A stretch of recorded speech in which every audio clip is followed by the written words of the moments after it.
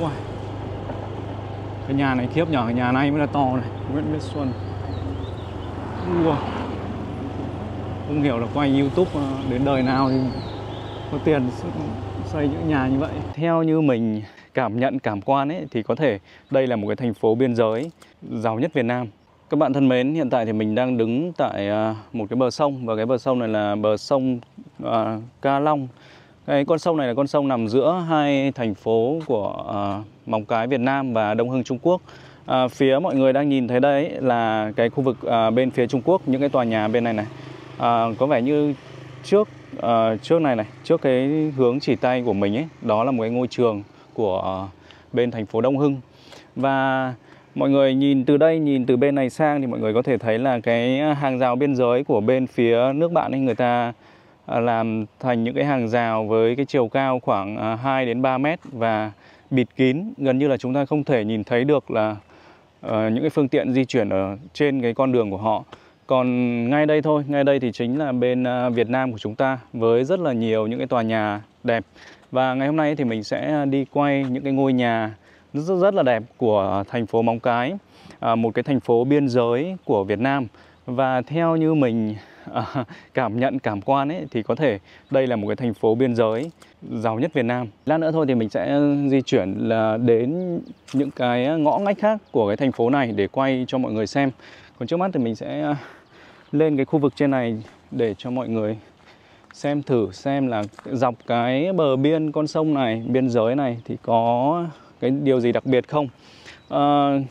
Ngay cái phía trên kia thôi mình đang thấy hai con thuyền nhỏ, và có những người mà không biết là họ chở hàng hay là họ đánh cá đây. Có vẻ như là họ đánh cá thôi, tại vì cái khu vực này mà nếu mà chở hàng thì chắc chắn là sẽ bị biên phòng của hai quốc gia người ta bắt. Mình nhìn từ xa thì mình đã thấy là người ta có những cái lưới và người ta đang thả cá, đánh cá gì đó. Các bạn nhìn trong camera thì hơi bị khó nhìn. Cái khu vực này thì khoảng mấy năm, khoảng tầm chục năm đổ lại đây thì mới bắt đầu có những cái tòa nhà được xây dựng lên. Và những cái tòa nhà này thì đều là những cái tòa biệt thự rất là đẹp, những cái ngôi nhà rất là đẹp. Đây là một cái ngôi nhà có cái mặt tiền, mặt đường nó rất là rộng và có cái view nhìn về cái hướng Trung Quốc luôn. Còn kia nữa, kia cũng là một cái ngôi nhà rất là đẹp, đúng không? Một ngôi nhà khá là mới, được xây dựng chắc là khoảng 2-3 năm gần đây thôi. Lát nữa thì mình sẽ đi đến những cái khu khác nữa để quay thêm cho mọi người xem. Đứng ở đây thì đây, mình sẽ đứng lên cao hơn. Và cái tòa nhà cao cao kia kìa, đó là cái tòa khách sạn của bên Trung Quốc. Cái tòa nhà đó thì nằm ngay cạnh cái khu vực cửa khẩu Đông Hưng của Trung Quốc. Trước đó thì mình đã quay khá là nhiều những cái video xung quanh cái ngôi nhà đó. Mọi người có thể xem ở những cái video khác của mình. Bây giờ thì mình sẽ di chuyển đến những cái địa điểm khác, những cái địa điểm mà có những cái ngôi nhà đẹp. Mời mọi người sẽ di chuyển theo mình. Trước mắt mọi người đây là cái khu shop house. Một cái khu shop house này được xây dựng khoảng 2 đến 3 năm gần đây, và gần như là chọn những cái căn hộ ở đây thì đều đã có người mua rồi. Tuy nhiên là họ mua để họ đầu tư thôi, chứ còn cái việc là người ta ở ấy thì mình thấy là cũng ít, mua xong người ta bán lại là chính. Đó, cái khu shop house này thì là ngay cái view của cái khu shop house này thì ngay đối diện đây chính là phía Trung Quốc. Móng Cái thì là một thành phố trực thuộc của tỉnh Quảng Ninh và có đường biên giới trên biển và đất liền với bên Trung Quốc là khoảng 70 km. Cái khu vực bên phía tay mình chỉ này, trong này có rất là nhiều những cái tòa nhà biệt thự. Lát nữa thì mình sẽ đi vào hướng bên trong đấy để cho mọi người xem. Ở phía bên này là Trung Quốc, và từ bên này nhìn sang thì chúng ta có thể thấy là rất là nhiều những cái tòa nhà cao tầng. Những cái nhà cao tầng, và không hiểu đây là khách sạn hay là đây là nhà dân đâu. Có thể là đây là những khách sạn, bởi vì cái khu vực bên này thì nó cũng sát với biên giới, cho nên là người ta sẽ làm những cái dịch vụ liên quan đến lưu trú, du lịch, khách sạn gì đó. Ở bên họ thì họ xây rất là nhiều chung cư. Ở bên Trung Quốc họ xây rất là nhiều chung cư. Tuy nhiên là cái mật độ dân số lấp đầy thì của những cái căn chung cư đó thì khả năng là cũng sẽ không cao đâu. Và gần như là những cái nhà của họ, nhà bên họ thì trông khá là cũ, có thể là được xây dựng cách đây khá lâu rồi. Còn ở bên Móng Cái thì những cái tòa nhà, những cái ngôi nhà bên này thì sẽ trông mới và hiện đại hơn rất là nhiều. Nhất là những cái căn biệt thự thì mang phong cách cổ điển của châu Âu ấy, trông thì rất là đẹp. Còn bên Trung Quốc thì người ta xây dựng những cái căn nhà thì nhìn nó cũ lắm rồi, khoảng 10 mấy 20 năm về trước rồi. Ở phía xa xa kia có một cái chung cư rất là lớn của bên phía Trung Quốc. Phía xa xa kia, không biết là mọi người có nhìn thấy ở trong camera không? Khu vực kia là phố Tây à? Phố Tây là một cái phố ở bên Đông Hưng này. Phố này thì xây dựng rất là nhiều những cái công trình nó hơi hướng của châu Âu, giống như là người ta bắt chước theo cái phong cách của châu Âu và người ta xây dựng phố Tây bên Trung Quốc. Và nó cũng là một cái điểm check-in, điểm tham quan của rất là nhiều những cái khách du lịch từ Việt Nam. Thì chúng ta khi mà sang bên đó thì cũng có rất là nhiều tour người ta dẫn khách du lịch đến đó để mà tham quan. Đây này, một anh đang đi câu cá này, câu cá dọc bên sông luôn.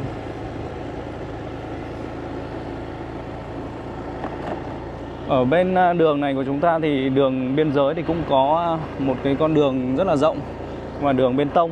Ở bên này thì không thiếu những cái ngôi nhà đẹp, những cái ngôi nhà to và hiện đại. Đây, trước mắt mọi người là một căn nhà rất là đẹp đây. Một căn nhà kiểu phong cách nó là bán cổ điển. Đây thì một căn nhà đang xây.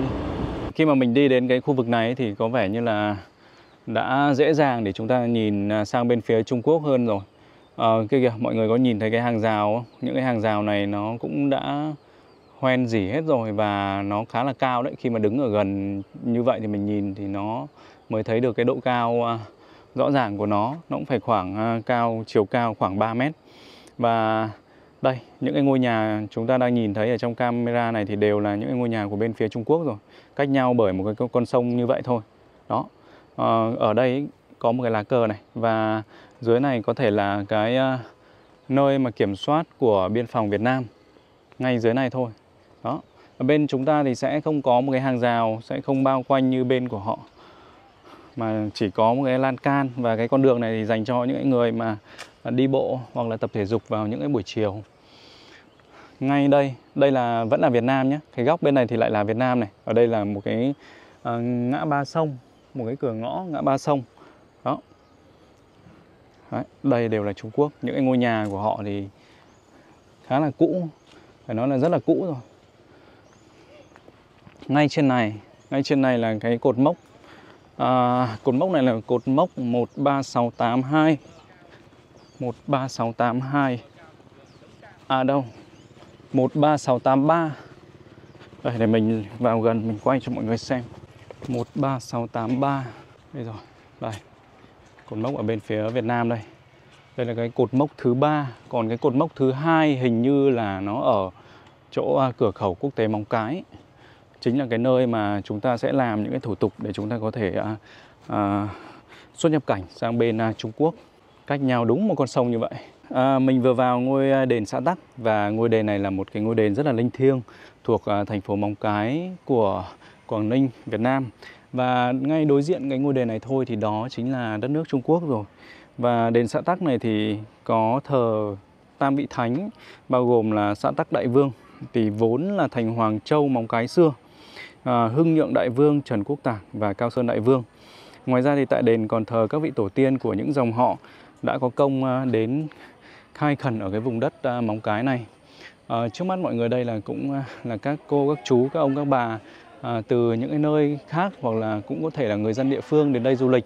Bởi vì đây cũng là một cái điểm được coi là du lịch tâm linh của thành phố Móng Cái. Cùng mình chúng ta sẽ đi thử vòng quanh ngôi đền này nhé. Đây, mọi người đang vào dâng hương ở trong đền này. Đó. Đây là khu vực điện thờ chính.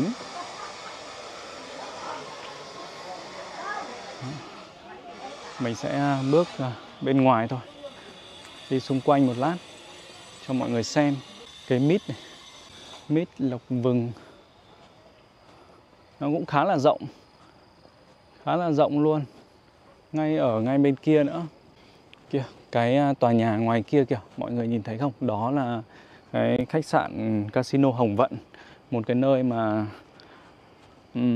nơi mà sẽ có rất là nhiều những cái du khách Trung Quốc người ta đến, người ta ở đó và người ta tham gia những cái trò chơi trò chơi gọi là casino đấy. Cây sung này, một cây sung rất là to này. Hàng năm ấy thì khoảng tầm tháng 5 đầu tháng 6 âm lịch thì sẽ có những cái sự kiện, những cái lễ hội tổ chức ở cái ngôi đền này. Thì lúc đó thì cái lượng khách du lịch hoặc là những cái người dân địa phương đến đây sẽ đông hơn. Còn hiện tại thì những cái ngày bình thường như vậy thì thỉnh thoảng sẽ có những cái đoàn, những cái khách, nhưng mà chủ yếu là sẽ là những cái người lớn tuổi thôi. Người ta sẽ đến tìm hiểu, người ta du lịch tâm linh đó. Còn giới trẻ khi mà đến Móng Cái thì người ta thường lựa chọn những cái địa điểm khác. Ví dụ như là người ta đi biển Trà Cổ này, hoặc là đi sang bên Đông Hưng Trung Quốc, hoặc là đi đảo Vĩnh Thực đó. Ở đây Móng Cái thì có rất là nhiều những cái lợi thế về phát triển du lịch. Quảng Ninh có thể coi là một Việt Nam thu nhỏ khi mà vừa có biển, có núi, có hải đảo và có cả biên giới. Thì Móng Cái hội tụ hết tất cả những cái điều đó ở trong một cái thành phố này. Ở trong một cái thành phố này, Quảng Ninh thì có tất cả là 4 thành phố. Thứ nhất là thành phố Hạ Long, thứ hai là Cẩm Phả, thứ ba là Uông Bí và cuối cùng là Móng Cái. Thì Móng Cái thực sự là không thiếu những cái điều kiện để mà phát triển về mặt du lịch. Đây trước mắt mọi người đang nhìn thấy đây, đây là một cái căn nhà rất là đẹp và có vẻ như đây là khách sạn Royal Hotel.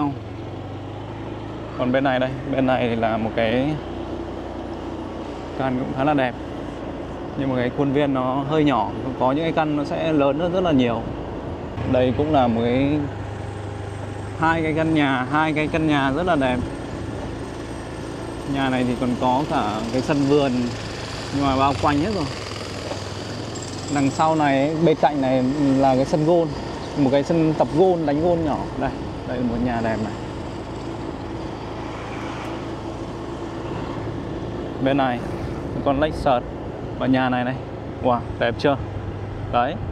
Có rất là nhiều những ngôi nhà như vậy ở thành phố Móng Cái. Ở đây thì tại vì là khu vực gần biển cho nên là người ta sẽ phát triển về kinh tế biển này. Thứ nhất là kinh tế biển, cái thứ hai là làm về du lịch, làm về xuất nhập khẩu. Đây cũng là mấy cái ngôi nhà mà nằm sát với nhau này. Mấy ngôi nhà này như kiểu là wow. Đấy, toàn nhà đẹp thôi. Kiểu mình thích phong cách những cái nhà như thế. Toàn nhà đẹp. Đây lại một căn villa. Wow. Cái nhà này lần đầu tiên mình thấy đấy. Thanh Thảo Villa. Đẹp nhỉ. To và rộng này. Khiếp không? Nhà này cũng rất là rộng. Cái này có vẻ xây dựng cũng khá lâu rồi đấy. Ngay đây nữa. Toàn nhà đẹp thôi. Mình lại đang ở một cái con đường rất là ngắn thôi, nhưng mà có rất là nhiều những cái ngôi nhà phong cách rất là hiện đại. Ngôi nhà kiểu vậy thì trông kiểu nó rất là Hàn Quốc luôn đấy. Trông đẹp thật sự luôn. Đấy. Một cái đoạn đường ngắn thôi mà toàn là những cái ngôi nhà biệt thự to đẹp. Thật sự là ui, xe này xe gì đây? Peugeot đẹp nhỉ.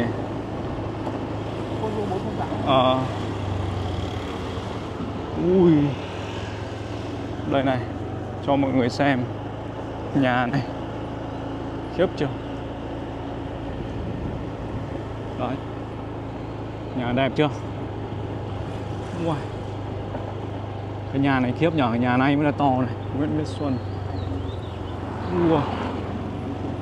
Không hiểu là quay YouTube đến đời nào thì có tiền xây những nhà như vậy. Đấy. Nhà đẹp, xe đẹp. Có cả bút bảo vệ luôn. Đây là mình quay mỗi một bên đường thôi nhá, còn cả bên kia nữa cơ. Đây khu nhà giàu thì người ta thường kiểu tập trung một chỗ. Đây này. Quá là đẹp luôn. Một cái căn như vậy không hiểu là khoảng bao tiền đấy. Có bác nào ở đây xây dựng nhà thì thử comment. Ui, đẹp thật, cái nhà này đẹp này. Nhà như khách sạn, đẹp thế. Đây là chả khách sạn hay nhà ở? Công ty à? Đây là một căn nhà với nằm ngay mặt đường chính của thành phố Móng Cái. Một căn nhà rất là to với khuôn viên rất là rộng. Quá khủng khiếp. Một cái ngôi trường cấp 3 của thành phố Móng Cái. Và ngôi trường này thì đang được xây dựng lại, được xây sửa lại. Và dù chỉ là một cái ngôi trường cấp 3 thôi, nhưng mà trông nó chả khác gì một cái ngôi trường đại học ở những cái thành phố lớn của Việt Nam cả. Và phía bên này đây, phía ngay cái hướng tay mình chỉ đây thì đó chính là cái casino khách sạn Hồng Vận. Cái nơi này thì sẽ tập trung rất là nhiều những người khách Trung Quốc, người ta đến đây và người ta lưu trú tại đây và chơi những cái trò chơi trong casino đấy. Đó. Và ở cái dọc cái ngay bên này này thì có rất là nhiều những cái hàng quán mà phục vụ chủ yếu sẽ là khách Trung Quốc. Đến tầm khoảng buổi chiều tối đổ đi và buổi tối thì mọi người sẽ thấy rằng là ở đây nó sẽ chật kín người và rất là nhiều người Trung Quốc luôn. Bây giờ thì mình đang đi lên trên cây cầu Ca Long. Và ngay phía theo cái hướng tay mình chỉ, cái tòa nhà cao cao kìa, đó chính là tòa nhà của bên phía Trung Quốc. Cái cây cầu Ca Long này thì được xây dựng vào năm 1963 và hoàn thành vào năm 1965. Cái đặc điểm nó rất là đặc biệt của cái cây cầu này đó là những cái nguyên liệu để xây cây cầu này đó là những cái khối đá và gần như là không sử dụng đến xi măng và vôi vữa để kết dính lại, mà chủ yếu là sử dụng đến những cái khối đá được mang từ Bắc Sơn, Hải Sơn cũng thuộc Quảng Ninh đến đây và xây dựng lên cái cây cầu này. Cây cầu này thì được một cái nhà thiết kế người Pháp đó, người ta thiết kế ra cây cầu đó. Còn phía trước mặt mọi người đây, cái tòa nhà mà có cái mái tròn tròn này thì đó là chợ ở trung tâm Móng Cái. Chợ này thì sẽ có rất là nhiều những cái mặt hàng mà liên quan đến thời trang, đến túi xách. Và ở trên tầng 2 ấy, thì là có chủ yếu là sẽ đồ về kiểu quần áo ấy. Và cái chợ này là một cái chợ buôn, chợ ở trung tâm rất là nổi tiếng của thành phố Móng Cái. Còn cái con đường của chúng ta đang đi đây, con đường này thì đó là con đường chính, và đường này gọi là đường Trần Phú. Con đường này cũng là phố đi bộ của thành phố Móng Cái. Vào mỗi cuối tuần từ thứ sáu đến tối thứ sáu đến tối thứ bảy, tối chủ nhật thì ở đây thì sẽ diễn ra cái hoạt động là gọi là phố đi bộ, và sẽ có rất là nhiều những cái người khách du lịch này, khách Trung Quốc này, những người khách địa phương thì họ sẽ đến đây và tham gia vào những cái trò chơi hoặc là mua sắm ở trên cái con phố này. Ở Móng Cái thì chúng ta sẽ dễ dàng để nhìn thấy những cái căn nhà đẹp cùng với những cái con xe ô tô gọi là đời mới nhất, xịn nhất thì gần như là chúng ta sẽ dễ dàng bắt gặp ở cái thành phố Móng Cái này. Mặc dù đây chỉ là một cái thành phố rất là nhỏ thôi, với cái diện tích chỉ khoảng hơn 51 km vuông. Tuy nhiên là gần như là không thiếu một cái thứ gì cả.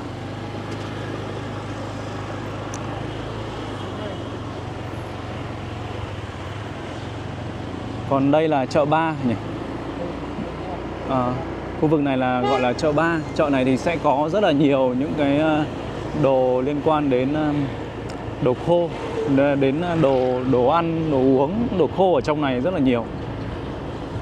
Móng Cái này còn nổi tiếng với một ngôi khu chợ gọi là chợ Vinh Cơ. Chợ này là chợ điện tử. Ngày xưa ấy, khoảng những cái năm 2013, 14 gì đó thì có thể coi đấy là cái thời điểm mà sầm uất nhất của cái khu chợ này, khi mà người ta còn mệnh danh cái khu chợ ở Vinh Cơ này đó là cái chợ táo ấy. Có nghĩa là tại sao gọi là chợ táo, bởi vì ở đây ấy, có rất là nhiều những cái nơi người ta đổ buôn, gọi là những cái điện thoại Apple đấy. Apple ngày xưa thì đời chắc là hồi đấy thì sẽ là khoảng iPhone 4, iPhone 5 gì đó. Nhưng mà hiện tại ấy thì sau cái đại dịch ấy thì khu chợ này nó đã gọi là đã trở nên nó heo hút hơn rất là nhiều. Và sau khi dịch kết thúc thì bây giờ gần như là mới bắt đầu được quay trở lại. Tuy nhiên là vẫn còn rất là nhiều những cái gian hàng đóng cửa. Chúng ta đang đi ở đây ấy, là cái khu vực gọi là con đường Đại lộ Hòa Bình. Con đường này sẽ dẫn đến cái khu cửa khẩu quốc tế Móng Cái ngay phía trước mặt mình đây. Là đây, mọi người có thể nhìn thấy những cái con xe này không? Đây là những cái xe du lịch chở cái khách du lịch từ mọi nơi đổ dồn về Móng Cái để người ta sẽ vào trong cái cửa khẩu này và làm cái thủ tục là xuất cảnh sang Trung Quốc, sang thành phố Đông Hưng để đi du lịch. Và cái việc đi du lịch này thì trước dịch ấy thì có thể là không bắt phải đi theo tour, nhưng mà đến hiện tại sau dịch thì mọi người muốn đi sang bên này thì phải đi theo tour du lịch có công ty du lịch bảo lãnh đó, và tối thiểu là phải có 3 người thì chúng ta mới thành một cái đoàn, thành một cái tour có thể đi sang bên này chơi được. Hàng ngày thì ở đây sẽ rất là đông, nhưng mà tại sao hôm nay có vẻ vắng hơn là bởi vì là vào những cái ngày cuối tuần thứ Bảy Chủ nhật ấy thì những cái khách du lịch người ta sẽ đi theo một cái cửa khẩu khác, đó là cửa khẩu Bắc Luân 2 ở bên cửa khẩu quốc tế Móng Cái 2. Nó sẽ cách xa chỗ này khoảng vài cây số. Thì những cái ngày cuối tuần thì mọi người sẽ làm thủ tục qua bên đó là chính. Còn bên này thì những cái ngày trong tuần ấy thì mọi người sẽ mới đi qua đây thôi. Móng Cái này có 2 cửa khẩu để mà chúng ta có thể đi sang Đông Hưng, đó là cửa khẩu quốc tế Móng Cái 1 này và cửa khẩu quốc tế Móng Cái 2. Còn ngay bên này đây là một cái quán cà phê nổi tiếng nhất của Móng Cái, quán Mocha Cà Phê, với rất là nhiều những cái bạn trẻ, người ta hàng ngày người ta đến đây để uống cà phê, để nói chuyện với nhau. Đây là một con đường trong trung tâm thành phố Móng Cái. Những cái khu nhà ở trung tâm thì lúc nào trông nó cũng sẽ cũ hơn những ngôi nhà ở phía bên ngoài, bởi vì rằng là cái quỹ đất nó không còn nhiều. Những cái ngôi nhà xây dựng ở đây thì chủ yếu là người ta xây cũng khá là lâu về trước rồi ấy, cho nên là nó sẽ không mới được như những cái khu bên ngoài như lúc nãy mình đi. Khu vực bên này ấy, thì đó chính là chợ 2. Chợ này thì sẽ có rất là nhiều những cái đồ như kiểu là những cái đồ chơi này, người ta đổ buôn đồ chơi ấy đó. Và những cái người mà lấy hàng để mà nhập hàng ấy thì chủ yếu sẽ là nhập ở cái chợ 2 này, những cái hàng liên quan đến đồ chơi, đồ trang trí Tết chẳng hạn ấy. Thì theo như mình tìm hiểu ấy, thì sẽ chủ yếu là người ta sẽ nhập hàng từ đây. Móng Cái này thực sự là có rất là nhiều cái lợi thế để có thể kiếm tiền được. Lợi thế về du lịch, về cảng biển, về xuất nhập khẩu. Đây này, khu vực chợ 2 mọi người đang nhìn thấy đây này. Đó. Ở ngay bên ngoài này thôi thì mình thấy rất là nhiều những cái đồ chơi. Còn các chị, các cô đây thì làm cái nghiệp vụ gọi là nghiệp vụ đổi tiền. Tại sao cần phải đổi tiền là bởi vì là ở đây chúng ta sẽ thường xuyên giao thương hàng hóa với bên Trung Quốc, hoặc là chúng ta đi du lịch, cho nên là cần phải đổi tiền qua lại đó. Cho nên là sẽ có rất là nhiều những người ta làm cái dịch vụ đổi tiền. Thành phố Móng Cái thì nó không quá đông người, cho nên là cái hiện tượng tắc đường thì gần như là không có đâu. Chủ yếu là những cái ngày gọi là lễ lớn, cùng lắm thì gọi là tắc khoảng 30 phút là cùng, 15-20 phút là cùng, chứ nó sẽ không giống như nhiều những cái thành phố khác. Nhưng mà cái thành phố này thì không thiếu một cái thứ gì cả, mặc dù nó rất là nhỏ. Thành phố Móng Cái được coi là thành phố đô thị loại 2 và đang phấn đấu để trở thành thành phố đô thị loại 1 vào năm 2025. Đây là khu Green Park, một cái khu mà cũng có tập trung rất là nhiều những ngôi nhà đẹp, những ngôi nhà to, giàu của Móng Cái. Và có vẻ như là mình cũng không biết đâu, nhưng mà mình đoán là đất ở cái khu này nó sẽ thuộc diện là đắt nhất nhì ở Móng Cái đấy. Đây này. Khu này thì nó khá là mới. Đây, những căn nhà rất là to đẹp, lếch sợt này. Wow. Đây, mọi người có nhìn thấy không? Một cái căn nhà ở ngay cái ngã tư này. Đẹp nhỉ? Thuận buồm xuôi gió. Trong này còn có cả một cái sân đánh bóng rổ với cả là sân đá bóng nhỏ cho những người sống tại khu này. Toàn nhà đẹp thôi, đi có tí là lại gặp một cái căn nhà đẹp. Đấy, trời ơi.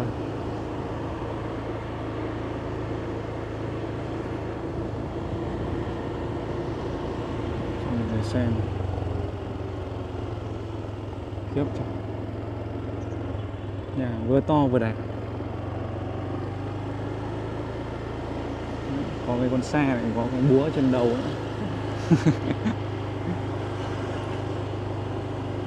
Ôi ơi, chó đuổi.